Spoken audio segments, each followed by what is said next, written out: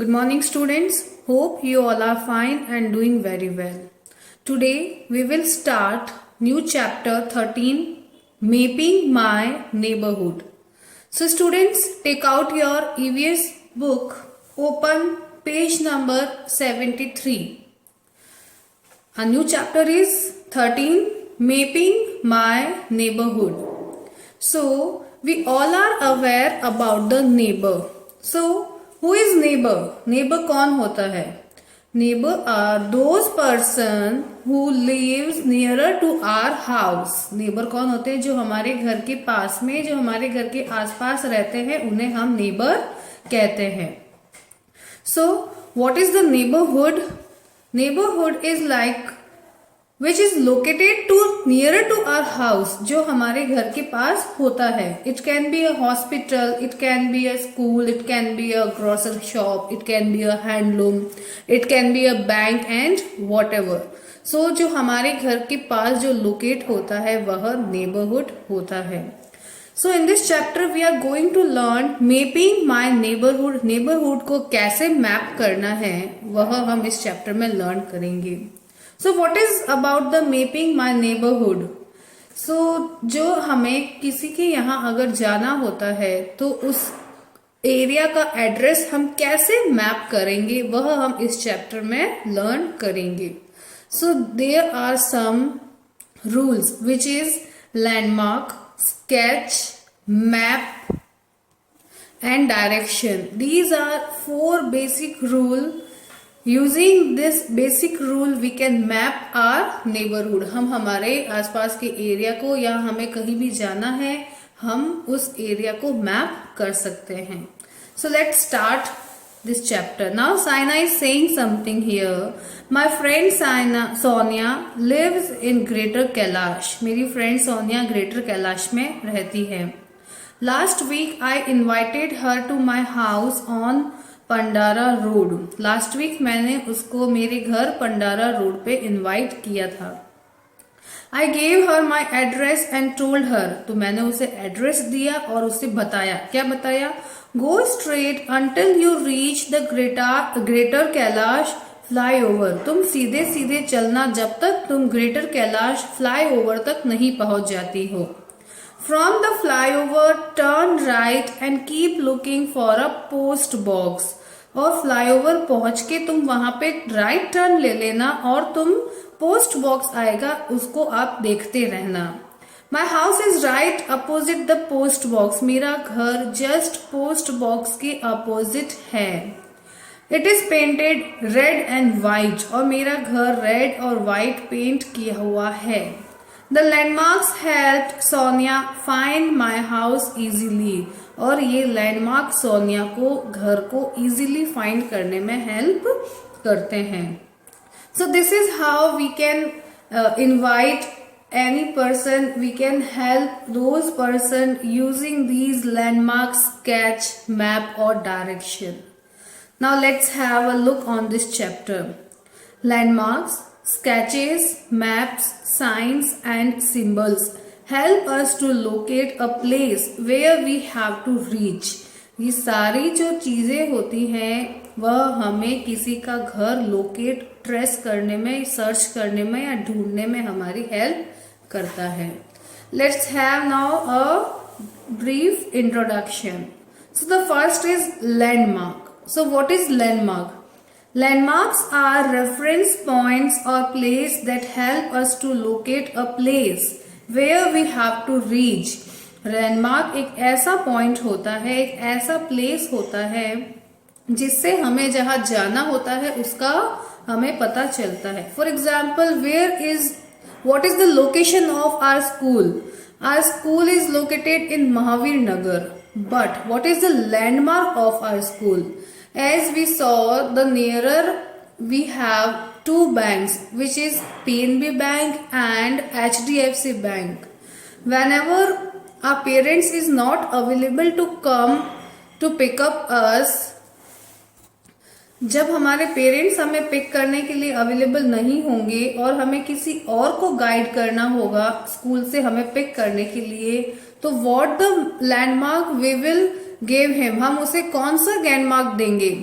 So we told them Mavinagar is the area and the landmark is HDFC Bank or PNB Bank.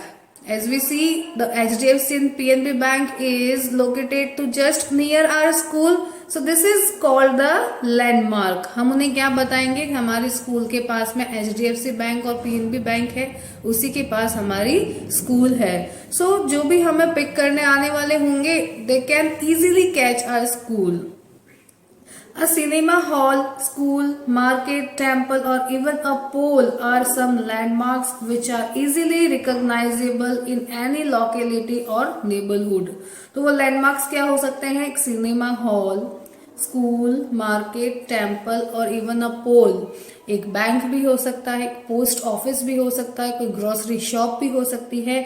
It can be कुछ भी हो सकता है. सो इनकी help से, इन लैंडमार्क की हेल्प से हम इजीली लोकेलिटी और नेबरहुड को ट्रेस रिकॉग्नाइज कर सकते हैं. So this is called landmark. Now the next one is sketch. हम भी घर पे कुछ ड्रॉ करते हैं, जो रफली ड्रॉ करते हैं उसे हम क्या कहते हैं? स्केच कहते हैं. So sketch is a rough drawing of a place. It is not an exact drawing. Sketch क्या होता है? एक रफली ड्रॉइंग होती है. फॉर एग्जाम्पल, हम अपने फ्रेंड को अपना घर एक्सप्लेन कर रहे हैं, तो हम यहाँ पे ड्रॉ करेंगे. लाइक हम अपने स्कूल एक्सप्लेन कर रहे हैं. So this is our school. School is located in Bhavinagar. Just nearer to this school there are two banks, which is HDFC Bank and PNB Bank. You can search the bank and then you just move towards right to this bank. There is located our school. वहाँ हमारी school located है. तो जैसे हम ऐसे draw करके एक simply वे में उन्हें स्केच बना के, एक रफली स्केच बना के एक्सप्लेन करते हैं, तो वह क्या होता है? एक स्केच होता है.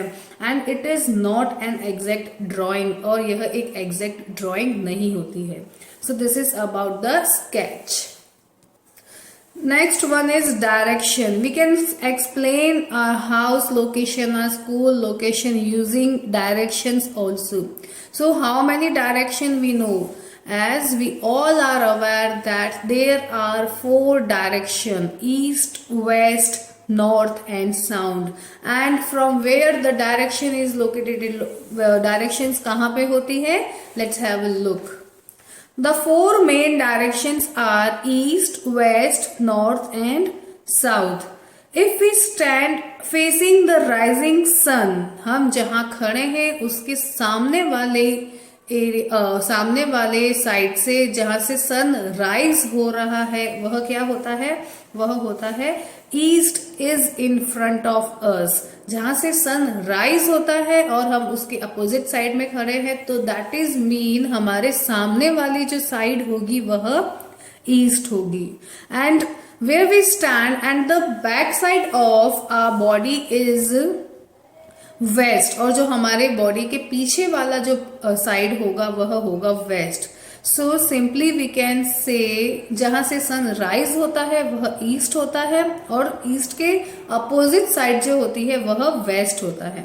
Now where we stand, now here we need to stretch our hands. हम अपने हैंड्स को स्ट्रेच करेंगे. इट मीन्स हम अपने हैंड्स को खोलेंगे. So west is behind us. If we stretch both the arms sideways, the left hand points towards north. तो जहां पे हमारा लेफ्ट हैंड स्ट्रेच हुआ है वह नॉर्थ साइड होगा, और जिस साइड हमारा राइट हैंड स्ट्रेच हुआ है वह साउथ साइड होगा.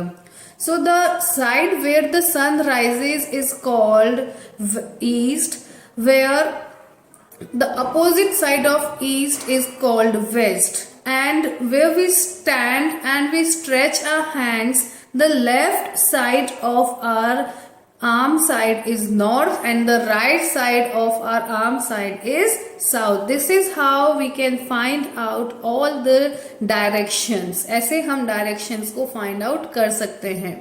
The sun rises from east and the opposite side of east is west. The left hand side is north and the right side is south. Now the next one is map. A map represents the exact location of a place. So in the last page we have read about the sketch. हमने sketch के बारे में पढ़ा था. Sketch is not exact drawing. It is a rough drawing. But a map is a exact location where we can see the exact location. Like a sketch, a map is a pictorial chart of a place drawn on a flat surface like paper. Map किस पे बनता है? एक flat surface पे बनता है जो एक पेपर होता है. पिक्टोरियल इट मीन्स चित्रात्मक. एक चित्रात्मक we can see in those picture these are some चित्रात्मक पिक्टोरियल चार्ट. तो वह क्या होता है? मैप होता है. आपने मूवीज में भी देखा होगा, कोई ट्रेजर वगैरह सर्च करने जाते हैं उनके पास मैप होता है. वह एक क्या होता है? पिक्टोरियल चार्ट होता है. A map shows directions in relation to the sun. Map कैसे मैप पे हम लोकेशन कैसे फाइंड आउट कर सकते हैं? Using these direction which is east, west, north and south. A map contains signs, symbols and scales to locate place shown on it.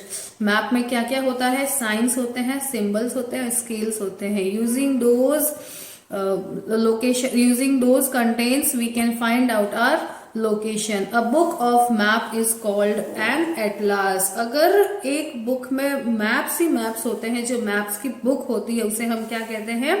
Atlas कहते हैं. So there are 4 ways to find out any kind of location, which is landmarks, sketch, direction and map. So that's all for today. We will continue in the next session. Stay home, stay safe. Thank you.